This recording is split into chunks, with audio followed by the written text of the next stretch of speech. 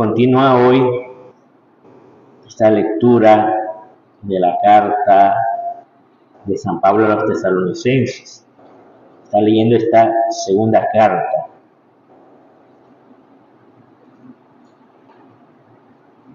Y fíjense que nuevamente habla aquí de estas tradiciones y pide a los cristianos que se aparten de aquellos, dice, que llevan una vida ociosa y se aparten de las tradiciones recibidas. O sea, ¿qué tradiciones? Que se les transmitió el Evangelio, se les anunció la buena noticia de Jesucristo. Estas son las tradiciones. Estas son las tradiciones que también nosotros tenemos en la iglesia. Por ejemplo, cuando papá o la mamá le transmiten a sus hijos la fe. Son las tradiciones dentro de la iglesia, ¿verdad? Estar transmitiendo esta fe como lo hicieron los apóstoles en aquella época. Y hoy celebramos también esta figura imponente de San Agustín. San Agustín que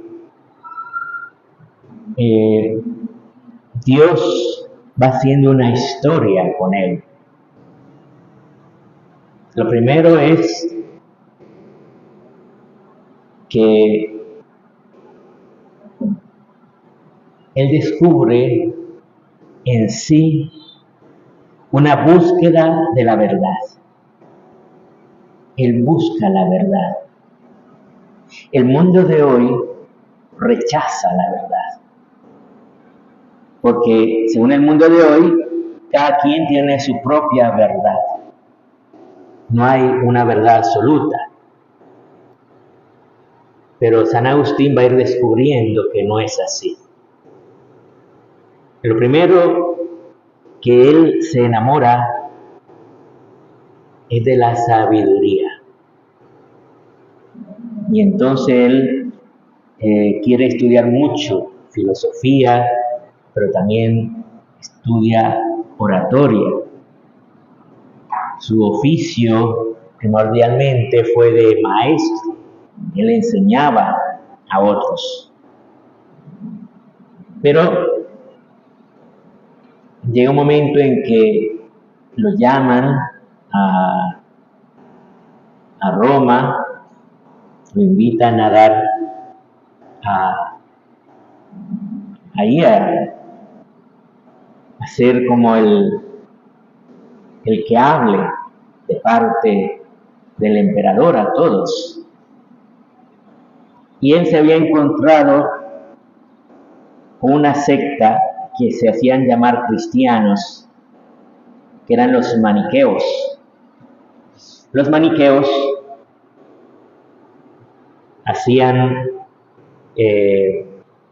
hablaban de que había dos principios, el principio del bien y el principio del mal.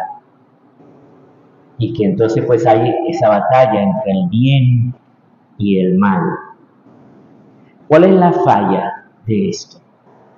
La falla es pensar que están al mismo nivel. Y no es cierto. Porque el bien es Dios. Y solo hay un Dios. El mal no es un Dios.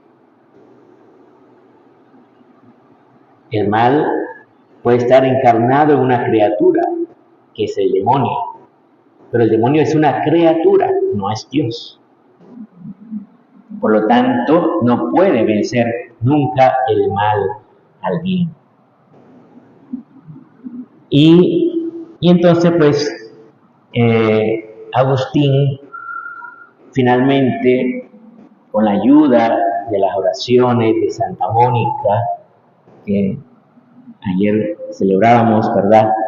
Como ella lloraba también mucho por él, y oraba.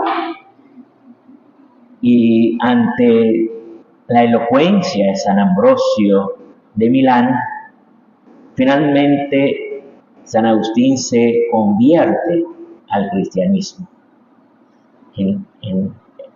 a la fe cristiana en la Iglesia Católica, ¿verdad? Que es donde está la fe cristiana, es en la Iglesia Católica.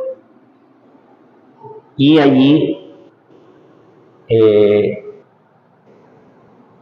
después se regresa al África, quería regresar con su mamá, pero su mamá se enfermó en Ostia, donde iban saliendo para el África, y murió, ¿verdad?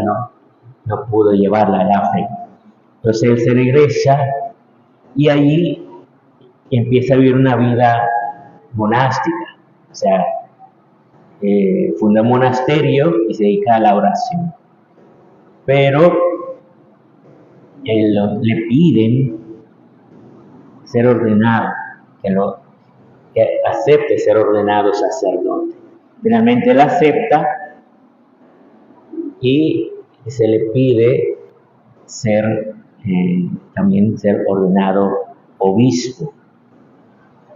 Él fue ordenado obispo estando presente todavía el otro obispo, ahí en Hipona. Cuestión que es interesante, que estaba prohibido que hubiera dos obispos. Hoy en día hay un obispo y un auxiliar, pero en aquella época estaba prohibido por aquello de los errores, ¿verdad? De aquellos que tenían errores. Por eso no se permitía eso. Pero en África no lo sabían, esa prohibición. Entonces lo ordenaron también obispo, estando todavía el anterior obispo. Cuando este muere, ya queda el solo de obispo. Y él va a combatir muchas sectas, muchos errores, muchas herejías.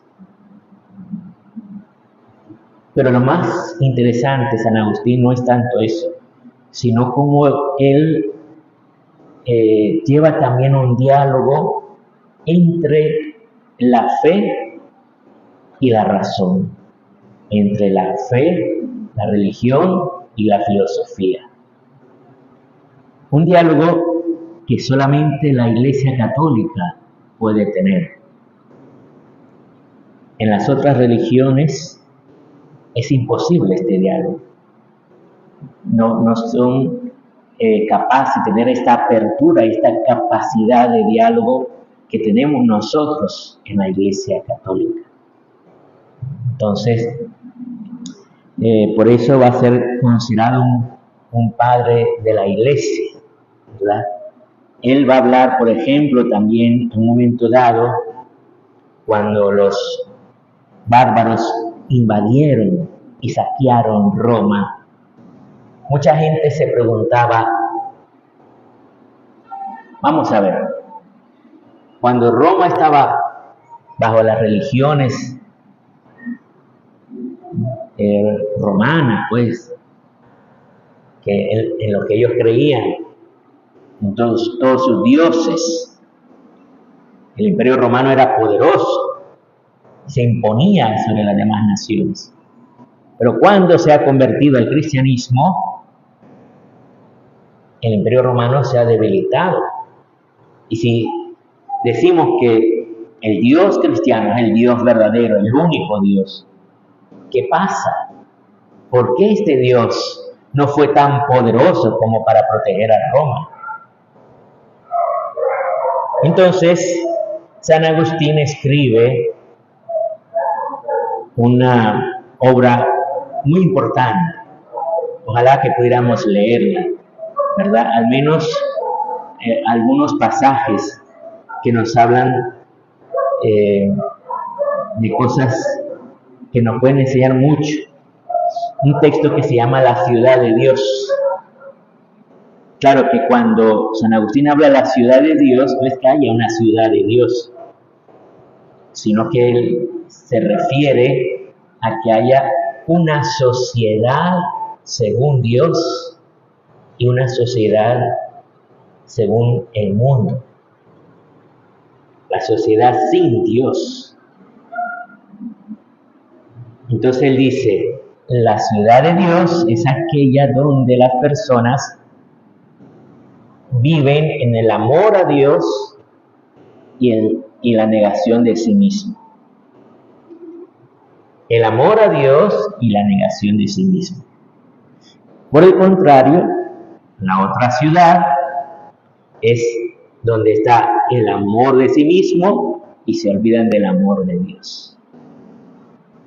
¿Verdad? De ahí parte y empieza a desarrollar. El punto fundamental es como a partir de ahí la Iglesia siempre va a querer que los gobernantes estén abiertos, ¿verdad?, a buscar cómo las personas que deseen encontrarse con Dios. Y que un gobernante que no haga eso, en realidad no es un gobernante cristiano. Un gobernante que no busque que las personas anhelen el cielo, la vida eterna, no puede llamarse un gobernante cristiano.